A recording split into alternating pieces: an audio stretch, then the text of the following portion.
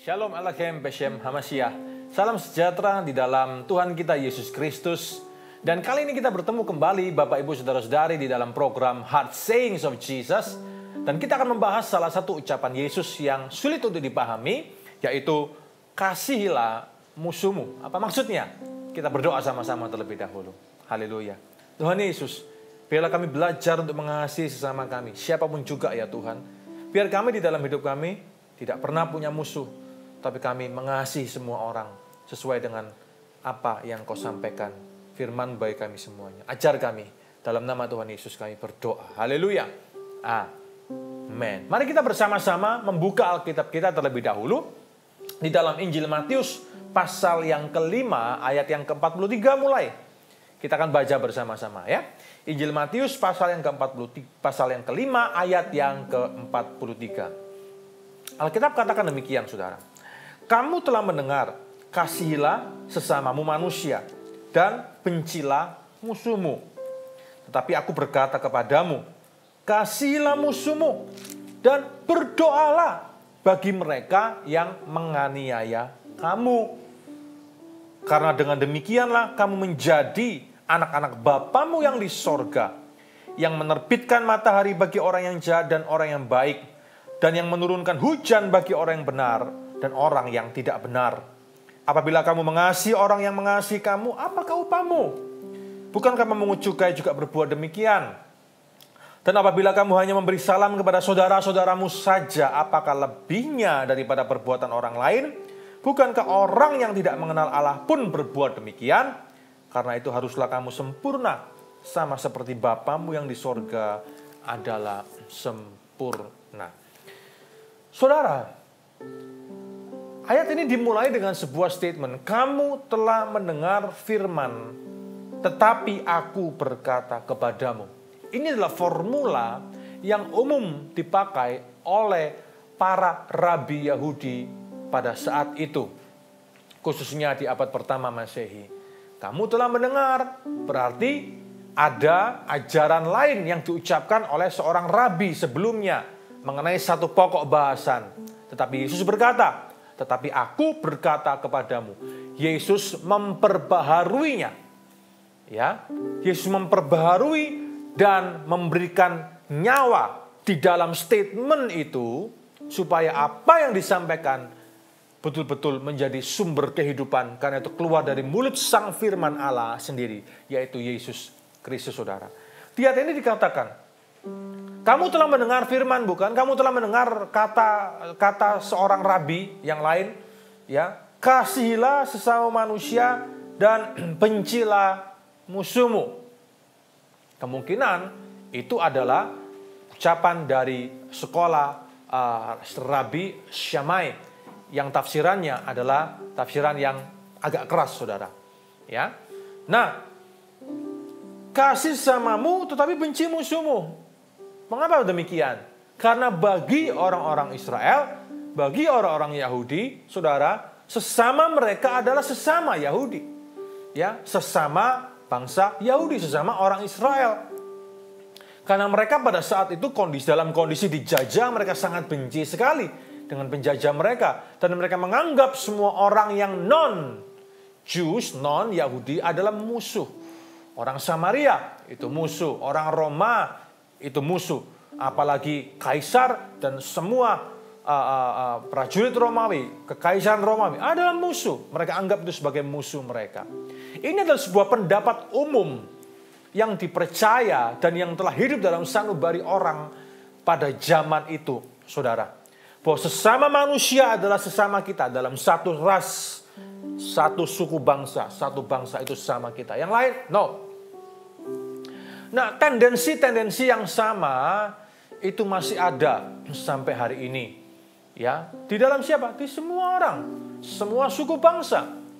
Ya, semua suku kadangkala hanya menganggap yang sesama itu saja yang adalah saudara. Bahkan loh saudara, di dalam satu suku yang sama saja, marga yang satu dengan marga yang lain belum tentu menganggap itu saudara. Ada yang seperti itu. Yang dianggap saudara adalah yang semarga. Bayangkan saudara. Ya. Nah, Bapak, Ibu, Saudara-saudari, masalah rasisme adalah masalah yang juga ada di dalam gereja Tuhan. Masalah rasisme itu masih ada di dalam kekristenan. Mau dia kekristenan timur atau barat, sama, saudara. Karena ini adalah buah dosa, natur dosa yang turun ketika Adam dan Hawa jatuh ke dalam dosa.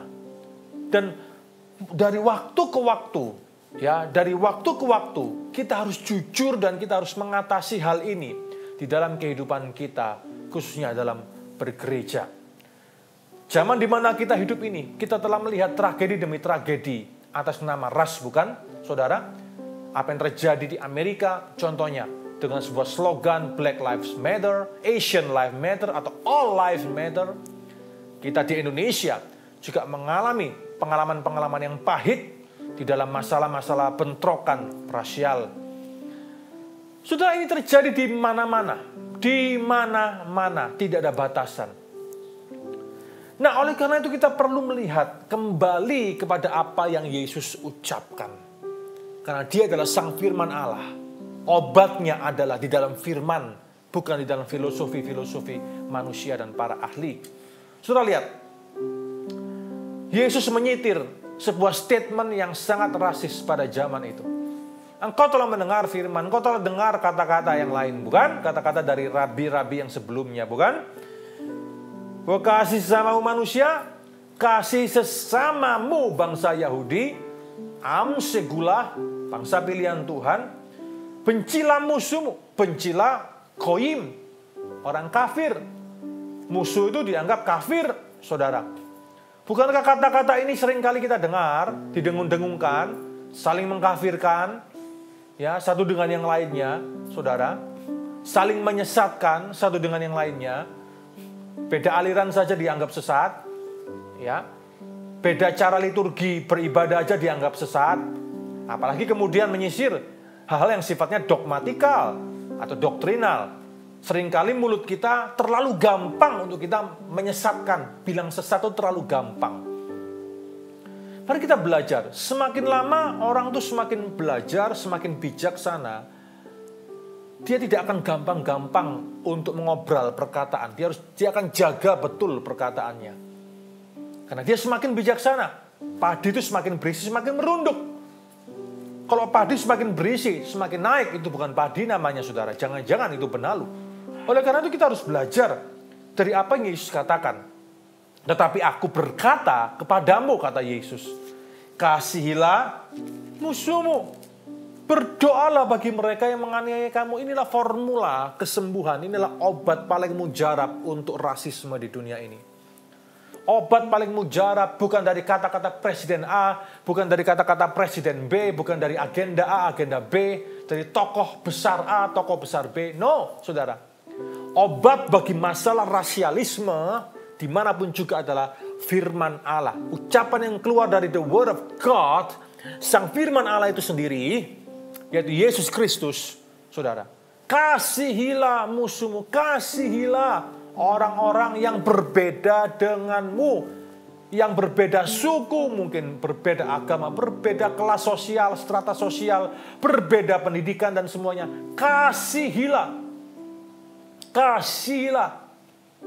Jelas, perintahnya jelas, mengasihi semua orang, mengasihi. Kasihilah.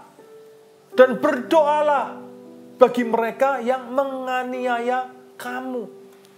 Mereka yang dengar waktu itu kaget. Kami harus mengasihi orang Romawi yang menjajah kami. Kami ingin perang kok dengan mereka, ingin usir mereka keluar. Kok kami disuruh mengasihi mereka? Waduh, berat sekali nih. Ya, wah, berat sekali pernyataan dari Yesus ini. Saudara, bukankah kita juga diperintahkan hal yang sama? Berdoalah bagi mereka yang menganiaya kamu. Kekristenan ini minoritas di Indonesia. Dan kita telah mengalami banyak hal bagaimana kita mengalami tekanan demi tekanan di bangsa kita ini. Tapi faktanya adalah firman tetap tidak berubah. Berdoalah, berdoalah, berdoalah bagi mereka yang menganiaya kamu. Kalau dulu pernah lahir yang muncul namanya Rasul Paulus. Saya percaya saudara, hari-hari ini Tuhan akan munculkan banyak sekali rasul-rasul Paulus yang baru. Kalau kita melihat di televisi, di media-media sosial, dimanapun juga ada orang-orang tertentu yang menjelek-jelekkan kekristenan, yang mendiskreditkan Yesus Kristus. Saudara, doakan supaya dari mereka lahir Rasul Paulus yang baru.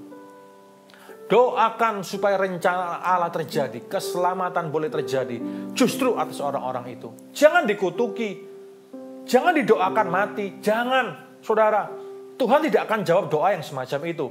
Tapi Tuhan akan menjawab doa yang sesuai dengan kehendak hatinya. Doakan supaya dari mereka yang terus mendiskreditkan kekristenan, yang terus mendiskreditkan tentang Yesus Kristus, bertobat dan menjadi Rasul Paulus yang selanjutnya. Saudara, kita harus berdoa, kita harus mengasihi semuanya. Kita harus mengasihi orang-orang bahkan yang membenci kita, yang membenci kekristenan. Terus tetap mengasihi dengan doa-doa kita, dengan statement kita, dengan semuanya. Amin, Bapak, Ibu, Saudara-saudari. Karena dengan demikianlah, ya, kalau kita lakukan hal itu, kamu akan menjadi anak-anak Bapamu yang di sorga. Itulah anak Bapa. Ya, bukan dengan mengutuki orang-orang itu, bukan dengan mendoakan yang jelek-jelek, saudara. No, jangan. Tapi kita doakan supaya bertobat, terima Yesus, diselamatkan, jadi Rasul Paulus yang selanjutnya. Oh, itulah anak-anak Bapa. Karena kenapa? Bapa itu loh menerbitkan matahari bagi orang jahat. Bapa juga menerbitkan matahari bagi orang baik. Kasih Tuhan itu sama. Matahari bukan cuma bagi orang baik saja, bukan cuma bagi orang Kristen saja. Semuanya untuk semuanya. Panas, hujan, semuanya bagi semuanya. Apabila kamu mengasihi orang yang mengasihi kamu, apa upahmu? Kalau kita hanya mengasihi sesama kita, apa upahnya? Kalau kita bantu hanya kepada sesama kita, apa upah kita? Saudara, kita memang tidak cari upah. Ya, tapi apa gunanya? Semua ya tahulah. Kalau mau bantu, kalau mau buat yang baik, justru buatlah baik. Bantulah orang-orang yang membencimu. Orang-orang yang berbeda iman denganmu. Jamalah mereka dengan kasih yang daripada Allah. Apabila kamu hanya beri salam kepada saudara-saudaramu saja, apa lebihnya? Semua orang juga bisa buat begitu kok. Karena itu haruslah kamu sempurna. Sama seperti Bapamu yang di surga adalah sempurna. Hari ini kalau kita mau tolong semua orang. Ya, saudara. Kalau kita hari ini bangun sebuah yayasan sosial, tolong dan bantulah semua orang. Kasih semuanya. Jangan hanya kasih ya berdasarkan sama agamanya atau sama sukunya saja. No, kasih itu menembus batasan ras, menembus batasan agama. Saudara, tolong semua orang. Jadilah orang Samaria yang baik hati. Yang mengerti apa itu arti kasih agape. Tolong semuanya, bantu semuanya. Hari-hari ini bangsa kita sedang didera oleh berbagai macam kesusahan, bukan? Bencana demi bencana terjadi. Saudara, mari kita bantu. Di Gereja Mawar Sharon Surabaya, ya, kami memiliki sebuah yayasan sosial ministry, yaitu Yayasan Sentuhan Kasih Bangsa. Di sana kami menolong orang-orang yang membutuhkan, menolong orang-orang bahkan anak-anak yang non-Kristen pun disekolahkan. Saudara, ada program tertentu beasiswa bagi mereka.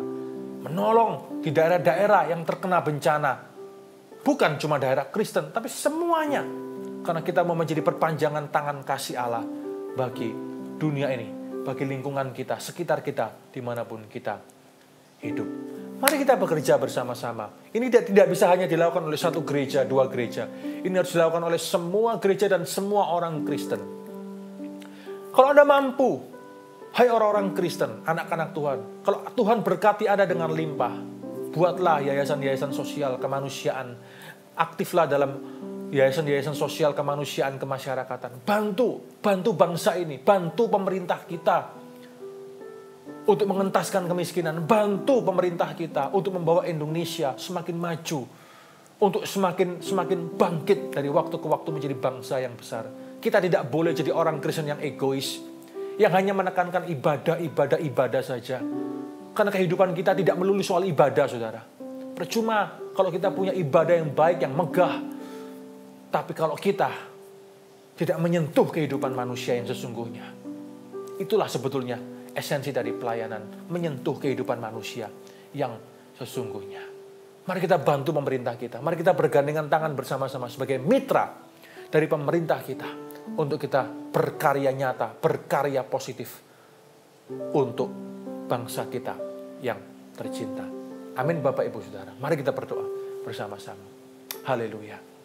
Tuhan Yesus, taruh beban dalam diri kami untuk kami menjadi bagian dari berkat bagi orang lain, mengentaskan orang lain ya Tuhan.